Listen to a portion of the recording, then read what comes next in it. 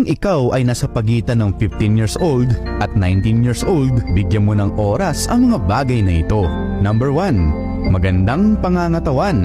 Number 2, oras para sa pamilya. Number 3, mag-develop ka ng mga magagandang skills. Number 4, makipagkaibigan ka sa mga taong may pangarap sa buhay.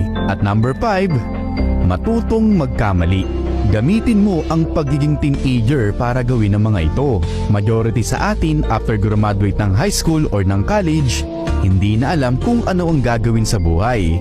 Habang ang iba ay nagpapakasarap sa buhay habang mga bata pa, gawin mo naman ang kabaligtaran. Laging tandaan, huwag mong gawin ang mga bagay na gusto mo. Instead, gawin mo kung ano ang makakatulong sa'yo. Minsan ka lang magiging teenager, kaya huwag mong sayangin ang opportunity na ito.